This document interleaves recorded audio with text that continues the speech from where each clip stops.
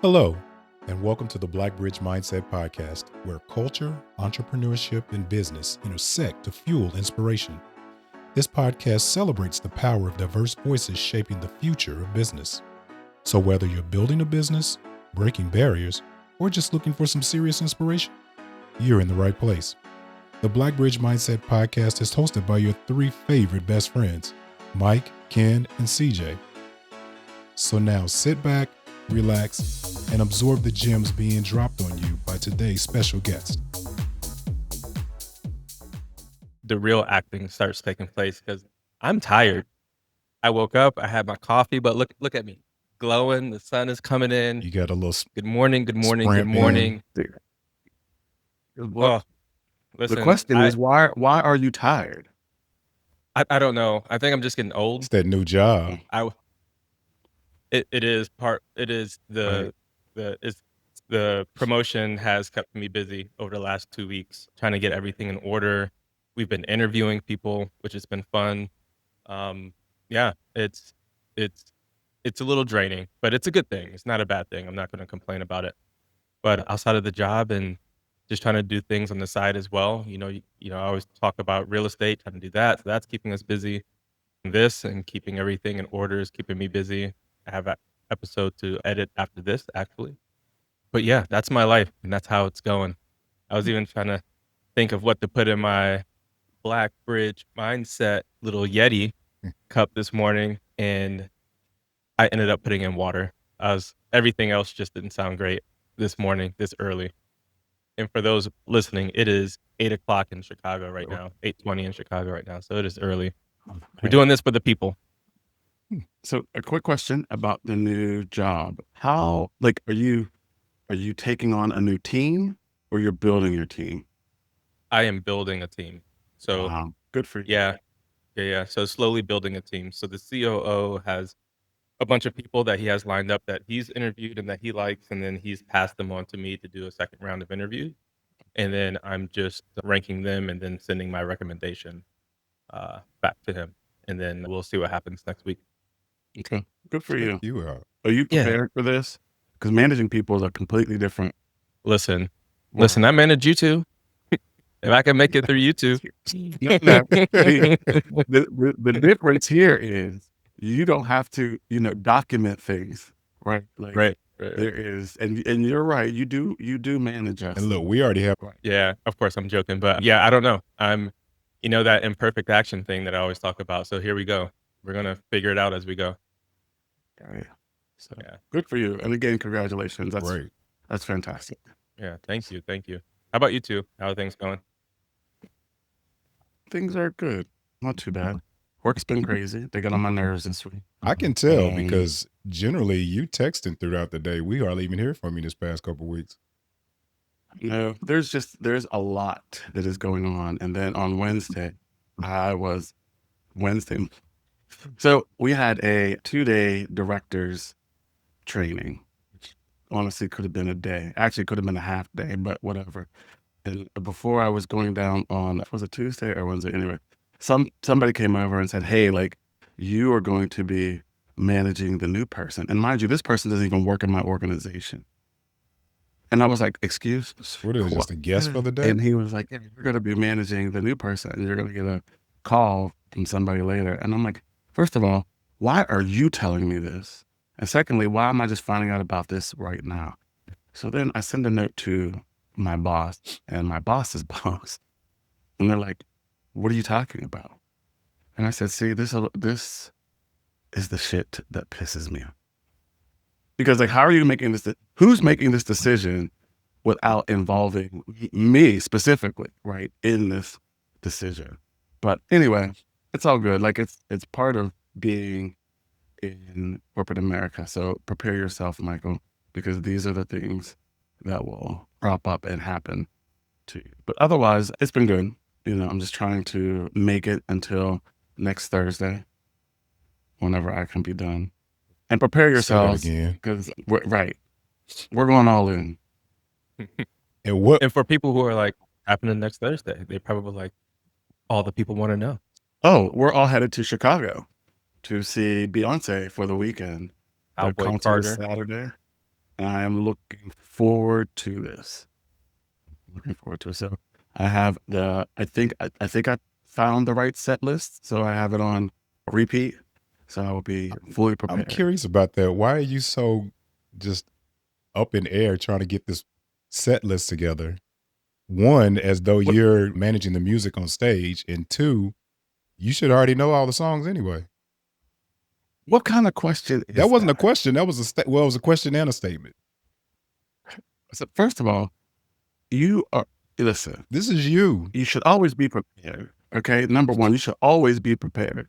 And so, as you have seen on Instagram, she has a different set list depending upon where she is and what night it is, right? But my point And is, you so, already know the there are songs. certain songs like "Boots on the Ground" and like other songs that you need to be prepared for. You want to take full advantage of the show. So what you And you're right. is, I probably do know most of the songs, but that's not the point. so what I just And heard thus, I you need say you to. is, you're at home right now, actively practicing the boots on the ground steps, so that at the concert you can show us. Are you not? No, you just wing it. Oh, okay. Listen, in the Practicing. I moment already know it. I got with it. the alcohol, I'll get it. Well, I guess Saturday morning we'll be holding class.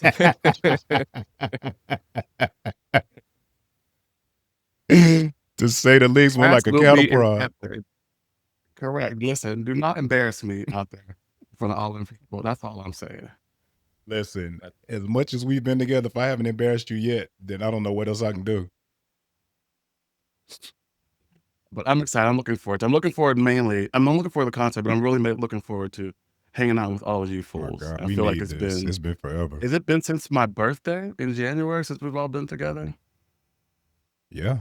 Yeah, it's been a while. Been a minute. It has been. So, yeah, I'm looking forward to spending a good weekend with my family. Good. All right. Same here. Let's get started. So today on our show, we are hosting Mr. Ray LaVoie. Ray LaVoie is a Columbus, Ohio-based photographer who translates the energy within an object or person into high-quality imagery for consumers, businesses, and investors. Ray has a laundry list of corporate clients who revel at his work and contacts him as their go-to photographer on a consistent basis. Because of this, Ray holds a unique eye for capturing stellar photos of all subjects, human or object.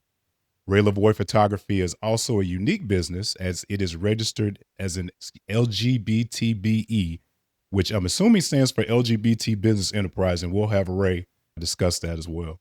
So, bringing in today, we are very honored to have Mr. Ray LaVoie. Morning and welcome. Thank you. Good Thank morning. you. Good Yeah, morning. Thank you for joining us early on a Saturday morning. Thank you for having me be one of your guests. I'm very honored and privileged to be here. Awesome. Well, as CJ told us twice, you are a photographer in Columbus. And yeah, we'd love to get a little bit of background, and if you can sort of just tell us a little bit about yourself and how you got into this business, and then we'll ask you some questions after that. It started a very long time ago, and it wasn't actually getting into the business. It was taking my passion for photography and making it into a business. I would have been a photographer if I did have a business or not. And so I started out really young, and I went to art school for college, Fashion Institute of Technology in Manhattan, and left there in my early 20s to be a photo assistant for some major photographers around America, names which won't impress anybody that doesn't know photography, but they're very good people. I went from there to having a crisis of conscience and took a full-time job at a place that some of you still remember, AOL, America Online, back in the day. And they were very good to me for about 10 years. But then for 10 years, I got tired of corporate America. As Ken has alluded to, there's some things with corporate America that are not all that much fun. And I decided to hang a shingle in 2007 and become a photography business. And I've been a photographer in Columbus since 2007, coming up on 18 years. I think that's my math is right. Doing really well. Happy to be here and asking more questions. No, that's awesome. So you actually you went to school for photography. It wasn't. I mean, it was already a Mhm. hobby, so to speak. But you went to school and got further training. Oh, I started printing photographs in a club in middle school. Mm. So I'd already Mm. started photography in middle school. I think I was about 8 years old when I went on a trip to the Poconos in eastern Pennsylvania. And they had a waterfall, and I had a little Hawkeye camera, 126 cartridge camera. It's just inside baseball conversation right there. But I took 4 or 5 pictures of the waterfall, and my mother was like, "You only need one." I'm like, "But I have to get the right angle." So they knew the problem back then, as I was 8 years old. Nice. They'd say that lawyers are people who like to argue that become lawyers. I was like, I like to take pictures or become a photographer. Nice. So did you never have a desire to go back to New York? Because most times whenever people study in New York, they want to kind of, stay there and build their career. Like, so there was never a desire to want to go back to New York. I find that everything is fine until you're 30 in New York. And if you haven't made it enough to afford the apartment you're living in by 30, you're like, great place to hang out for your 20s. But as soon as you hit your 30s and you still don't have enough for a down payment, you're like, I'm going for cheaper gas mileage. Yeah. Nice. So you mentioned that, this was always in your bones and it was like a passion for you. And then at one point you decided to leave corporate America and go pursue your passion. Was there a trigger that caused you in a mindset trigger that said, you know what? I don't care if I make money, if I don't make money, I'm going to go and pursue my passion because I think a lot of people have a passion, but they have the golden handcuffs, as they call it. They're comfortable. They Mhm. have this great job. They have great income. They may not love the job, but they're terrified to take that leap. So, what internally happened for you that said, I don't care. I'm going to take this leap anyway? I had a lot of experience photographing in New York as a freelancer in New York, and the freedom that entails. Some days you're working, some days you're not, some days you're in, some days you're out. You don't feel like taking a job, you don't take it, you take 2 jobs on a day that you feel like you can do anything in 12 hours. But really, corporate America wore me out. They did 10 years of layoffs, and I survived 10 layoffs. And every year you come around to October, time for layoffs again. I'm like, Mm. I am done being potentially laid off. Put me on the list. I'm out. And I, of course, thought about it many times throughout the years to go back into corporate America, but I really wanted ownership. I wanted to make something that I owned. And if people do things like Etsy and things like that, and crafts and things like that they make themselves. In corporate America, you can spend 6 or 9 months making something for a client, and then the client goes, "No, we unfunded it." So it's gone. It's in the ether. You can't get married to your children. It's like you just have to let them go.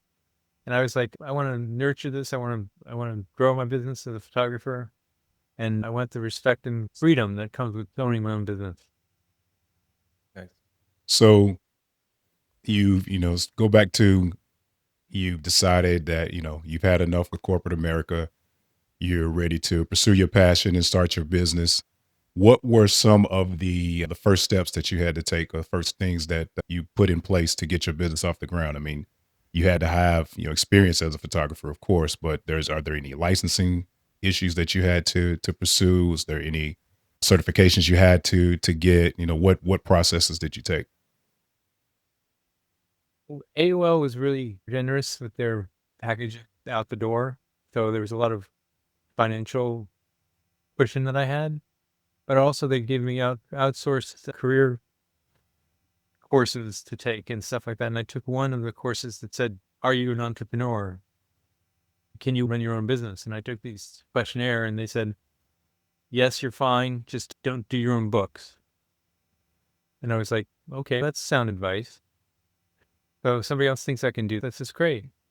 And so I went into the area of resources, and there's something called SCORE in Columbus. I don't know what it stands for, but it's executives that have been retired, and they go and give classes on how to run your business. Hmm.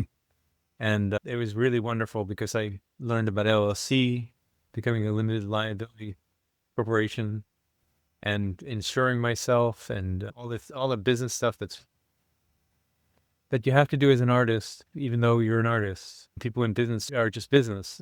But as artists, you have to be the artist and creative and also a business person. Because without the business as something to fall back on, you're going to be a very poor artist for a really long time. Ray, tell us about how you began like finding work, right? Like how did you decide like this is what I want to do? Like I want to do photography, I want to do portraits, or was it just the fact that you kind of like were telling anybody who would listen that this is what you wanted to do and waiting for your first client to come about? My first big client came about in a very traditional but unique way. Yelling from the treetops is fine, but my first client was somebody I worked with at AOL who had moved on to another company. And I'm going to use a bad word here, networking. That's not a Everybody bad Right. word. gets That's it? a great word. Yeah, we do it all the time. Well, there once was a time when networking was like, oh, I don't want to do that. Do I have to? I don't want to talk to people I don't know and go into a room full of people I don't know. I did. I like to do that. So it was great for me. I'm an extrovert. I like to be in crowds of people and take in their energy. And so I networked at my old job. And so Jacob, who moved on to a big online retailer, called me up and said, "Can you do socks?" I was like, "Yes, I can do socks." And he's great. Come into this meeting. We're meeting with Joseph, and we're going to talk about you doing photography for the company. I was like, "Great." Brought my portfolio, very nominal at that point in history. And they were like, "Great. When can you do it?" I was like, "Monday." And they were like, "Great. How much are you going to charge?" And I was like, "I don't know. I'll get back to you." And I sent a quick email to Jacob, who got me the job, and said, "How much am I charging him?" He was like, "Charge him this much." Like, "Great. Thanks. Bye." So it all happened through Jacob. And I'm very blessed that he got me that gig, because the gig lasted 4 years. And I was this close to going back to a corporate job, because this was in May of 2008. And I hung a shingle in 2007. And I had little smattering of jobs throughout that 16-month time period. So did that experience, so talk about how that experience helped you to decide and define your rate going forward. It really worked out, because everybody else was charging about the same amount. I found out. I joined a trade association called ASMP, American Society of Media Photographers. And they were somebody I'd known in New York as an assistant, and they had a chapter here in Columbus. So I went to the meetings and got to know them. And then they ran workshops and stuff like that on how to bid for a job, how to make sure that you are charging the right rate for travel versus set building versus there's an entire plethora of things that you have to go through to get a job in corporate America. Are you building a set? Are you going on location? Do you need a set dresser? Do you need a hair and makeup person? Do you need talent? Who's paying for the talent? Who's paying this service fee? Who's doing this and who's doing that? There's a whole huge list of things you go through. And I had no idea about much of any of it. I had done some bookkeeping for photographers back in New York, but not to this scale. And so I put together a bid based on what the ASMP had told me. They have a business practices book that you can look up. And so there was a path that I was on, and I was very happy that I had them in my corner. So you mentioned that, I guess, through networking and from your relationship that you had through AOL, that's how you originally got your first client. How has your clientele evolved since then, and what things do you do to market yourself to bring in new clients? Right now, I do 2 networking meetings a week if I can. The one is with a company in Columbus called Spirit, and another one is the Buckeye Referral Club. So every week, I'm practicing my 30-second elevator pitch. I'm getting to know people who need people that do what I do. There once was a time where I was very pretentious and was like, oh, I can't, these people won't help me. I need to get big job. And it's not been the case. I've got great jobs, small jobs, big jobs, little jobs, all over the place. And that's been really wonderful, is to have that variety. I do lots of portraits of lawyers. I do 700-pound engines that run on electric for outboard motors. I do houses that are in the $3 to $4 million range. I do all kinds of things. And some of the clients that I have today have been clients that I've had since 2008, 2009. Nice. I think one of the things you were sort of hinting at after CJ asked that question is imposter syndrome. But before we get to that, you mentioned that you've been practicing your 30-second elevator speech. I want to hear what it is. I walk up to you, say, hey, Ray, how you doing? What is it that you do? I'm a photographer that specializes in portraiture and still life. Give me 30 seconds and I'll give you a portrait for a lifetime. And if you see someone with a bad headshot, say something to me.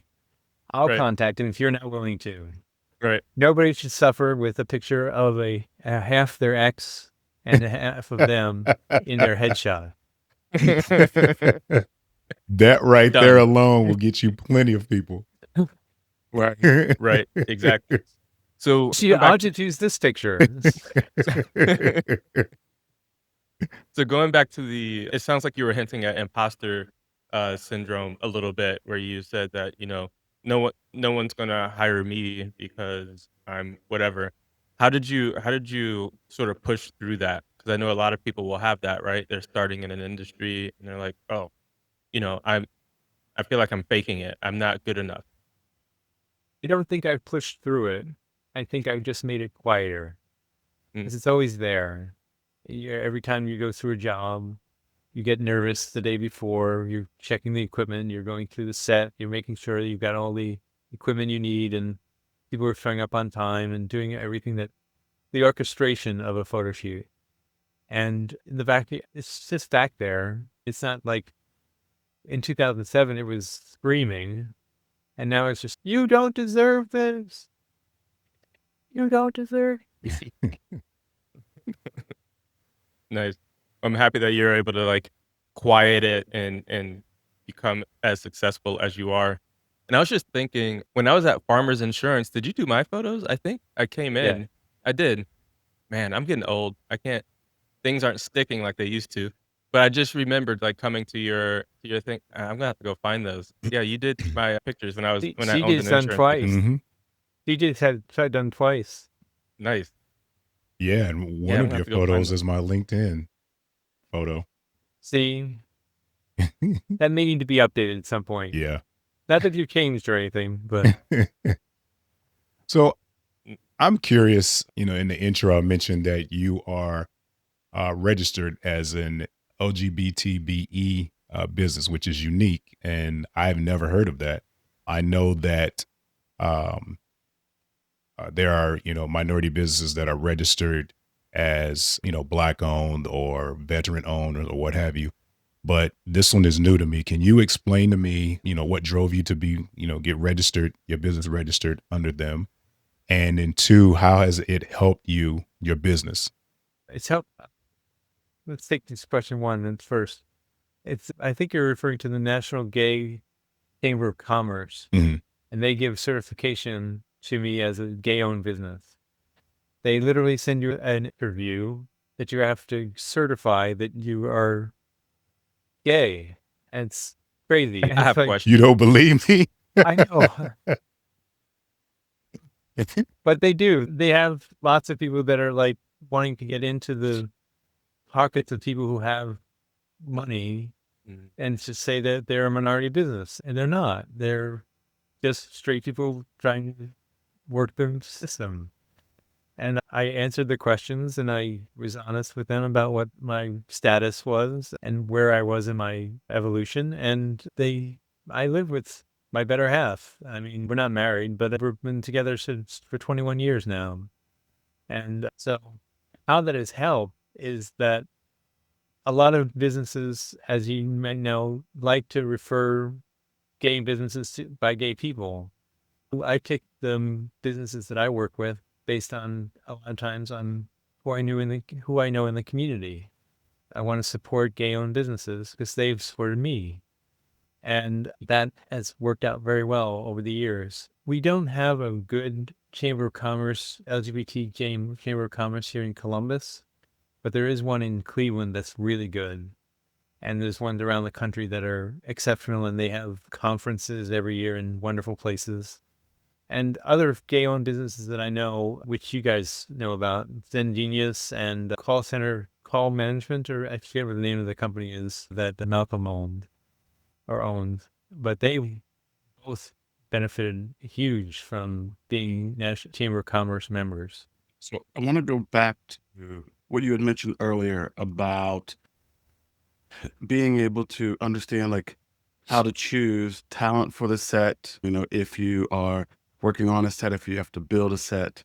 So over the years, have you honed your craft in being able to choose talent and pick the right talent for the job, or do you leave that to somebody else? I would take this from a different tack.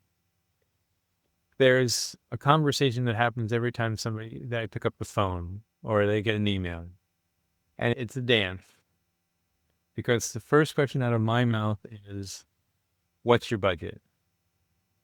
And they say, what's your cost? And I'm like, you haven't told me how big a house you want to buy. Do you want to buy a 3-bedroom house or a 1-bedroom shack? What do you want? Do you want it in Beverly Hills or do you want it in like Tulsa, Oklahoma? It's going to cost different things, which kind of house you buy. Now, if you buy a set with 17 people of talent that are in the background and the foreground and stuff like that, like for Chase Bank or something like that, where you've got a cafe or something like that in the shot, and do you hire 6 people for that shoot or do you hire 20 people for that shoot? And so those are conversations that happen back and forth between media buyers at corporations and me. Usually sometimes if I have an agent, they would be talking to my agent as opposed to me because I should be out taking pictures. But sometimes I'm on the phone talking about how big is the cafe, how many people are in it, how many sets are we doing? Are we doing 2 outside scenes, 3 outside scenes? Are we in a stage, sound stage that I can rent? There's a lot of variables on that. Did I answer the question? Good. Yeah, I always ask this question to entrepreneurs. Do you consider yourself a solo entrepreneur or a CEO, a solo CEO, or do you have a team of people who help you run the business? I don't consider myself a CEO. That was one thing that I talked about earlier about how they said that you should find somebody to do your books. I have been with the same bookkeeper since 2008. Mm-hmm. And she has kept me grounded and out of jail ever since. Nice. So between her, my CPA, and the people that I trust to do hair and makeup, do set design, to do construction, to do all the different aspects of the job are other freelancers. So I'm the leader of the pack because they came to me for the photograph, but the assistants, the techs, whatever on the payroll of that job are all working under me, but I don't consider it CEO. I Yeah. So definitely don't. that's I'm the enabler. that's the team. interesting because I would see that. I would be like, hey, Ray's the CEO. Like he's running things. Like just I mean, the people are not necessarily they're not your employees, but they're still your team, and you're Mhm. managing this team of people. You're making sure the system is running well, right? So if you don't Yeah. consider yourself a CEO, what would you call yourself? Master of ceremonies. Master of ceremony. Okay. All right. I make sure everything happens. People Yeah. get fed. People get done by a certain period, at a certain time in the day. Hmm. You manage the client and say, we're coming up on 10 hours. Do you want to go into overtime? Right. No. Yeah. Yeah. Yeah. Yeah. Yeah. And a lot of these conversations, we always talk to people and the importance of having a team because you can't do everything yourself, right? It's not like you're sitting there doing someone's makeup. You're not sitting there making sure the set is perfect. It's the last thing in the planet you want is me doing your makeup. Not a pretty picture. I love it. Nice. No pun intended. So talk to us about how important it is to have a network of people that you can rely on, right? Especially because like you had mentioned that like, you know, you're not a CEO and you don't necessarily have quote unquote a team, but you do have people that you rely on, right? Because, for you to be successful, you have to also have the right set of people around you to make that happen. So talk about how you make a determination on the teams that you choose whenever you're doing a photo shoot. It comes down to attitude mostly. If I have an assistant that the call time is 8 a.m. and they show up at 8:15, they're out of my book. They don't get the importance of being on time or early. They don't get the enthusiasm of learning. They're there for the paycheck, and that's just not great.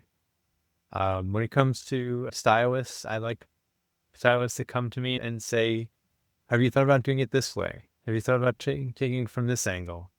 This method will take 2 hours. If we do it this way, it's 1 hour.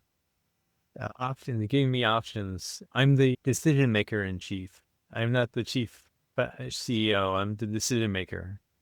They come to me like a director on a movie set. They say, blue drapes or green drapes? And I say green drapes. And then they go on. The next thing is 85 millimeter lens or 35 millimeter lens. And I say 35 millimeter lens. And we go from there. And it's just a collaborative. And I really feel like it's really important that they know that I care about them and their safety, their salary, just to let them feel like they're taken care of in the environment of the photo shoot. I can't take care of them day to day. That's their business. But when they're on my set, they're my responsibility. So can you talk about, you got into photography as a passion. Can you talk about, if I'm a young adult and I'm thinking about stepping out and starting a business for myself and I'm interested in photography, with your experiences, what are some of the key strategies you think that they should focus on to getting their business off the ground? Some of the lessons that you've learned. Well, first, I want to take offense to the word passion. It's more about having a curiosity, because passion can get you in trouble. Hmm. It can get Some you passions get quite can. passionate.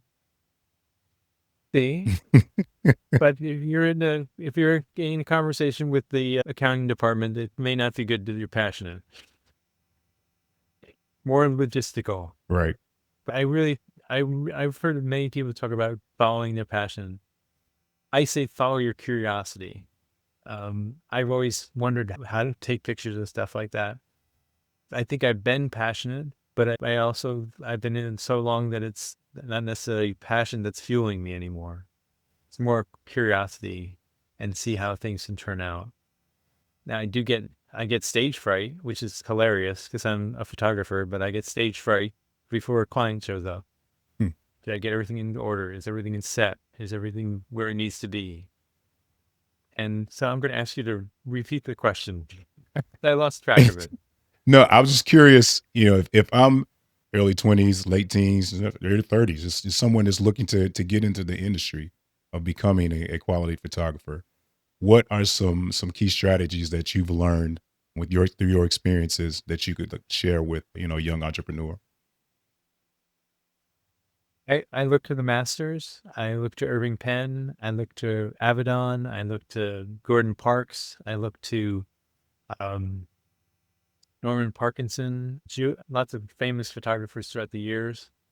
And I sit there and I wonder how they did that. And having a curiosity about how the photograph is created is really part of. I got a client the other day. They wanted to do a set of their direct board of governors, and they sent me a photograph that they liked that they wanted to imitate. And I was like, what did they do to do that?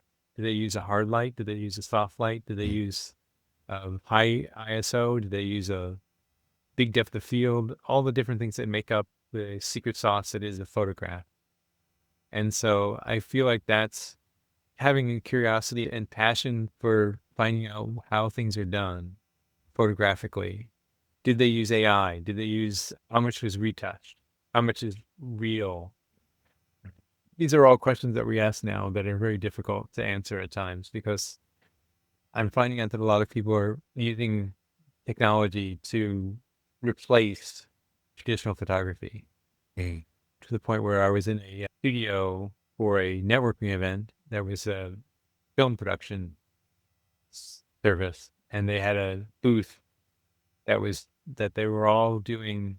That this one associate was doing all the different kinds of bottles of perfume and liquor, and he was very proud to say that none of them ever existed.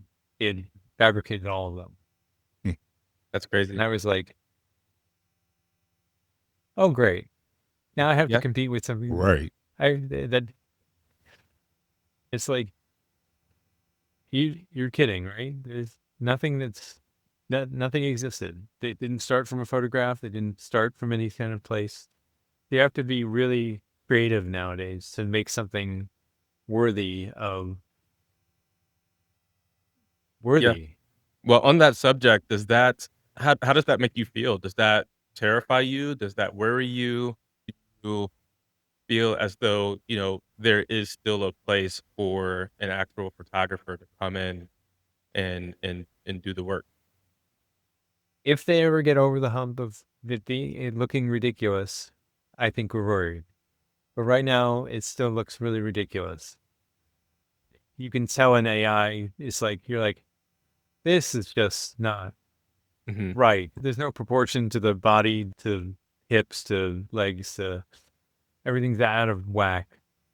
And so I feel cautious, Mhm.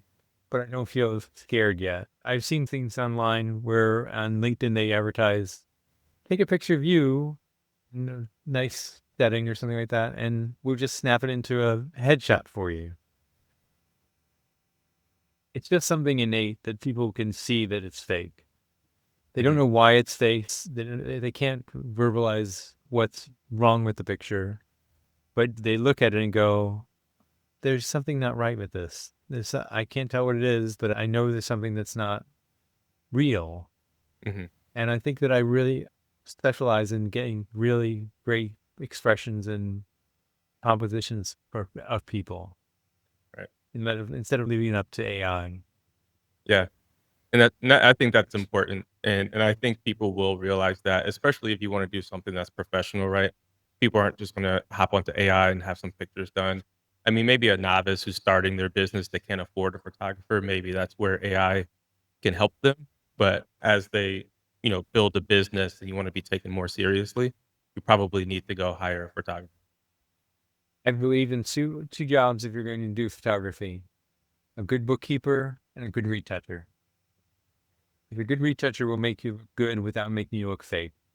Mhm.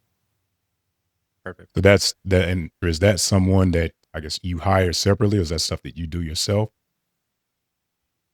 I do it myself on many of the smaller jobs, but on the big important things, I'll most certainly use a retoucher.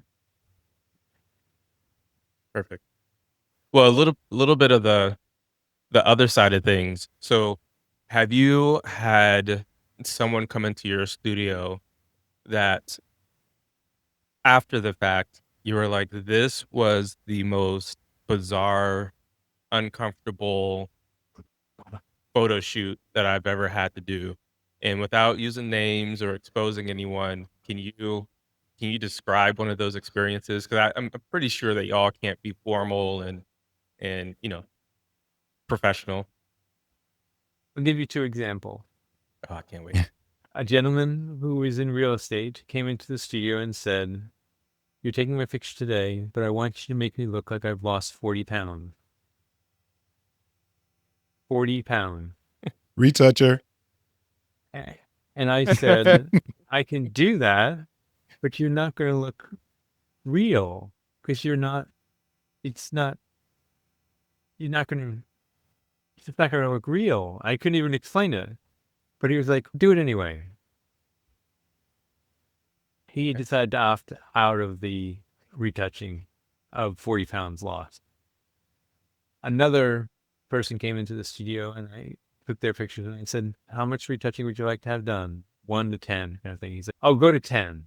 Go completely to 10. I'm like, "All right, I will make everything flawless." He got the picture back and said, "Oh, no way. Go back. You went too far." And I was like, "I told you I was good."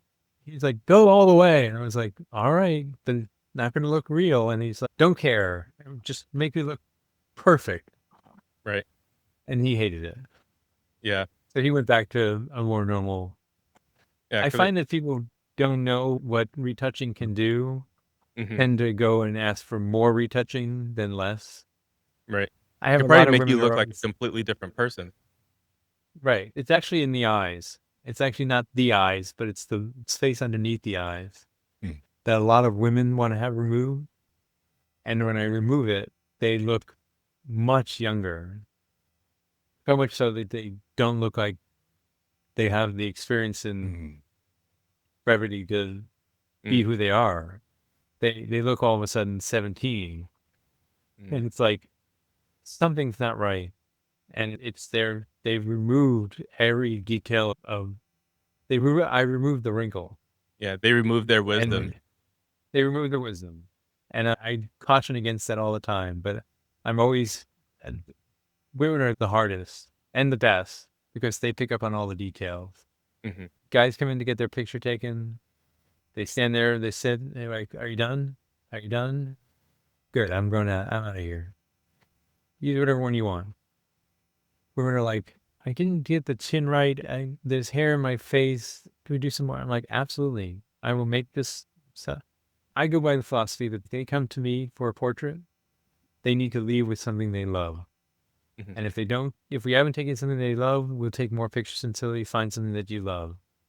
I ask them, please stay. Having to reset up and do a reshoot is much more expensive than just taking a couple more pictures today. Right. Perfect. Well, we are coming close to time. So I really appreciate you going through all of this, telling us a little bit about your world.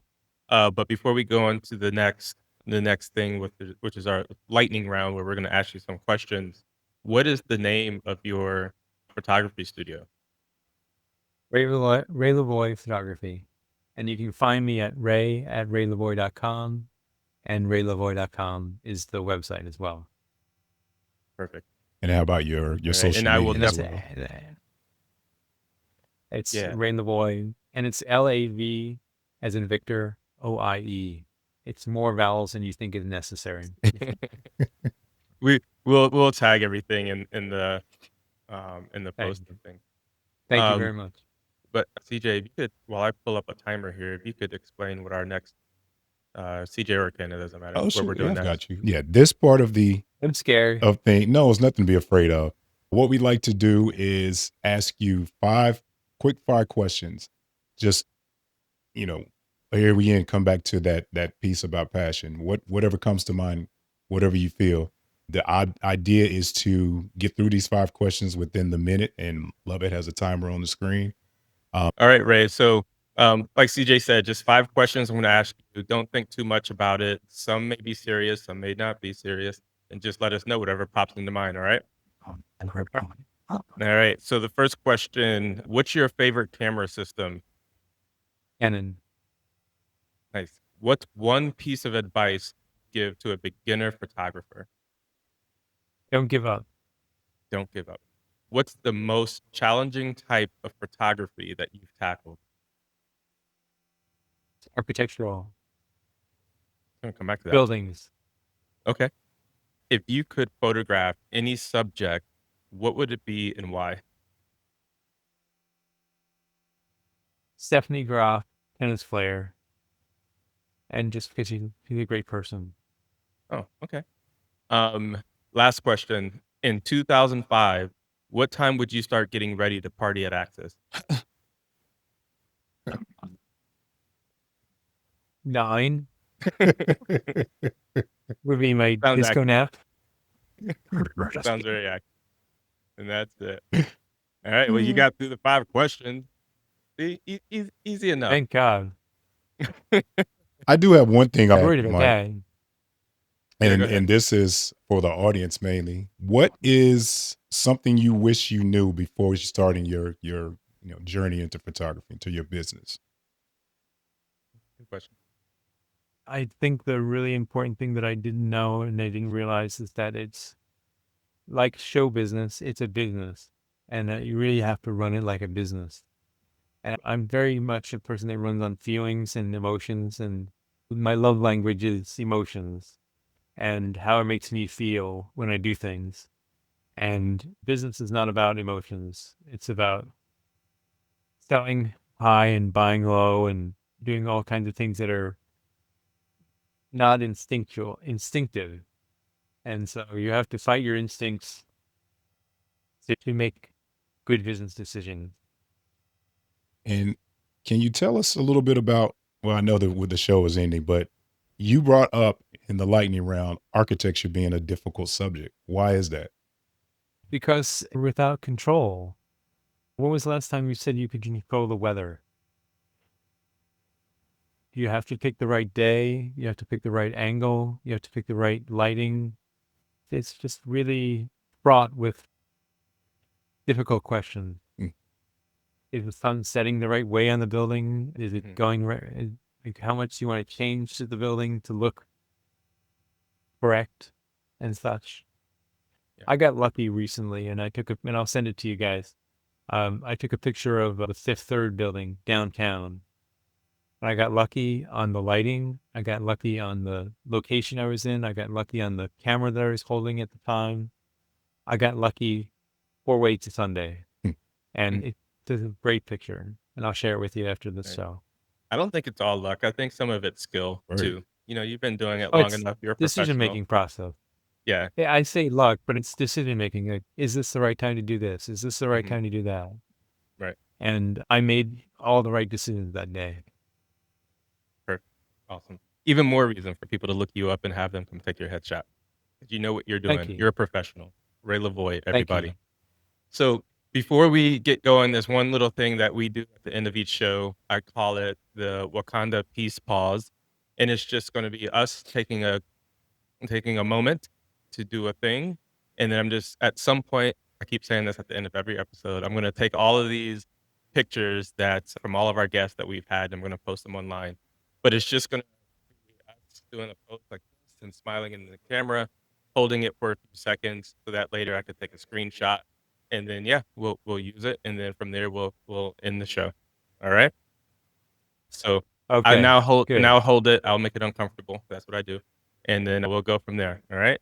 So on the count of 3, we'll just go 1, 2, 3.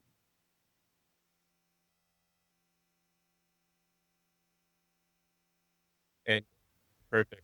Well, that's the end of our show. I really appreciate you coming on, Ray. I haven't seen you in like forever. I mean, I've been out of Columbus for 7 or 8 years now, but the next time I'm in town, I'm going to have to come by and say hello.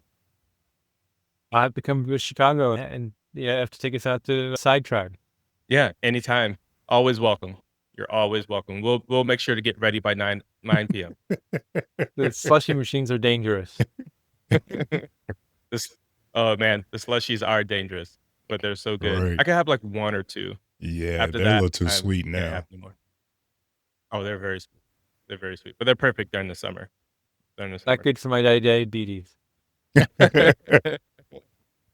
Ray, thank you so very much for including us in your day and getting up this early in the morning. Thank you for the interview. I really found myself much more prepared than I thought I was. Hey, I don't know what you was Yeah, afraid yeah. of. It's just us.